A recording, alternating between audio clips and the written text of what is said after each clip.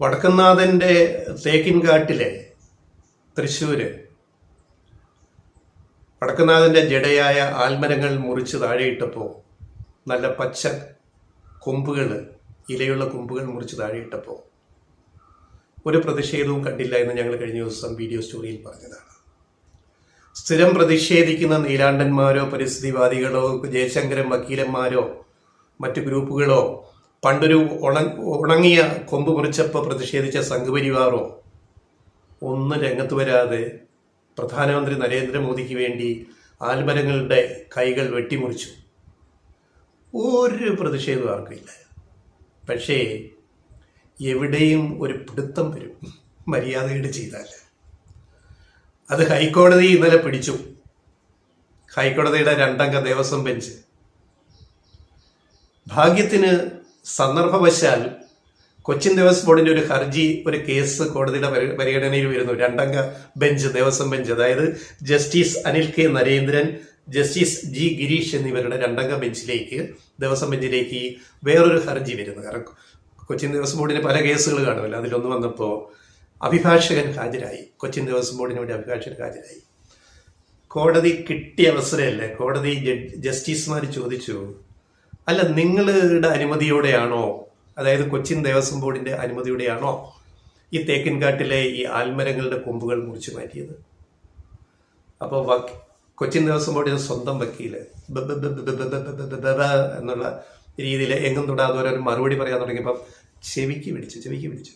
നിർത്ത്, ഇതാ ഇത് കണ്ടോ ദൃശ്യങ്ങൾ? പീനാങ്കോടിൽ ശങ്കരാടി കാണിക്കുന്ന കൈരേഖയല്ല ഇത്. ഹൈക്കോടതിയുടെ 2-അംഗ ബെഞ്ച് ഫയലിൽ നിന്നെടുത്ത് കാണിച്ചു കൊടുത്ത പച്ച കൊമ്പുകൾ ആൽമരത്തിന്റെ മുറിച്ച് തേക്കിൻകാട് മൈതാനിയിൽ മുറിച്ച് കളഞ്ഞിരിക്കുന്ന ദൃശ്യങ്ങൾ കാണിച്ചു കൊടുത്തു. നിങ്ങളിത് അറിഞ്ഞോ? വക്കീലിനോട് ചോദിച്ചു. എന്ന് പറഞ്ഞാൽ നിങ്ങളെന്ന് പറഞ്ഞാൽ you are representing Cochin Devaswom board, അതുകൊണ്ട് കോടതിക്ക് ചോദിക്കാം, നിങ്ങളിത് അറിഞ്ഞോ? അപ്പൊ അറിഞ്ഞെന്നോ അറിഞ്ഞില്ലെന്നോ ഒരു മറുപടി എങ്ങും തൊടാതെ വേറൊന്നും പറയുന്നില്ല. അപ്പൊ പറഞ്ഞു, ഇതൊന്ന് അന്വേഷിക്കുക, ഇങ്ങനൊരു കാര്യമുണ്ട്, ഇത് നിങ്ങളുടെ അനുമതിയോടെയാണോ ഈ കൊമ്പുകൾ ആൽമരത്തിന്റെ മുറിച്ചത്? അതിവിടെ ബോധ്യപ്പെടുത്തണം. അതായത് ഹൈക്കോടതിയുടെ 2-അംഗ ദേവസ്വം ബെഞ്ച് സ്വമേധയായി ഇടപെടേണ്ടി വന്നു. ഈ നാട്ടിൽ ഒരു പ്രതിഷേധവും ആരും കാണിക്കാതിരുന്നിടത്ത് കോടതി ഇടപെടുന്നത് ഇങ്ങനെയാണ്. അതാണ് ജുഡീഷ്യറിയുടെ ആക്ടിവിസം എന്ന് പറയുന്നത്. ജുഡീഷ്യൽ ആക്ടിവിസത്തെ പലരും കളിയാക്കും, വിമർശിക്കും. ജഡ്ജിമാർക്ക് എന്താ കൊമ്പുണ്ടോ? ഞങ്ങൾ നോക്കിക്കോളാം കാര്യങ്ങൾ, എക്സിക്യൂട്ടീവിന്റെ ജഡ്ജിമാർ അവിടെ ഇരുന്നാൽ മതി, നിങ്ങൾക്ക് കൊമ്പുണ്ടോ എന്ന് ചോദിക്കുന്നിടത്ത് ചില സമയത്ത് ജുഡീഷ്യറിക്ക് കൊമ്പുണ്ടാവും. ചെവിക്ക് പിടിക്കും, ചിലപ്പോൾ കുത്ത് കിട്ടും, കൊമ്പന്റെ കുത്ത് കിട്ടും. അത് അവർ ഇടപെടേണ്ട സമയത്ത് അവർ ഇടപെട്ടിരിക്കും. അതാണ് ജുഡീഷ്യറി, അതാണ് നീതിന്യായം. ഒരു സംഘടനയും ഒരു പരിസ്ഥിതിവാദിയും ഒരു സംഘപരിവാറും ശിവന്റെ ജട മുറിച്ചിട്ടപ്പോൾ പ്രതിഷേധിക്കാതിരുന്നത് കോടതി കൃത്യമായിട്ട് ഇടപെട്ടിട്ടത് പരിഹരിച്ചല്ലോ. കൊച്ചിൻ ദേവസ്വം ബോർഡിന് മറുപടി കൊടുക്കണം ഹൈക്കോടതിയുടെ ബെഞ്ചില്. ആര് പറഞ്ഞിട്ട് മുറിച്ചു? ഇതാണ് ജുഡീഷ്യറി.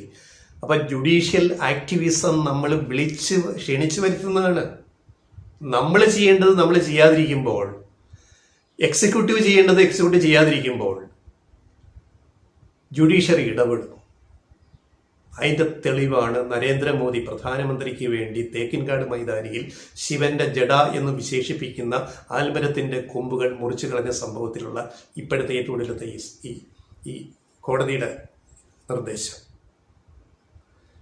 എവിടെയെങ്കിലും പിടിക്കപ്പെടുമെന്നുള്ളത് നമ്മൾ മനസ്സിലാക്കണം. ഇനി കൊച്ചിൻ ദേവസ്വം ബോർഡ് ഉത്തരം പറയേണ്ടി വരും ഹൈക്കോടതിയോട്. അത് നമുക്ക് കാത്തിരുന്ന് കാണാം, എന്താണ് ഇവർ പറയാൻ പോകുന്നതെന്ന് നമുക്ക് നോക്കാം. എന്തായാലും ജുഡീഷ്യറിയുടെ നല്ലൊരു ഇടപെടലും നല്ലൊരു നിർദ്ദേശവുമാണ് ഇപ്പോൾ ഉണ്ടായിരിക്കുന്നത്.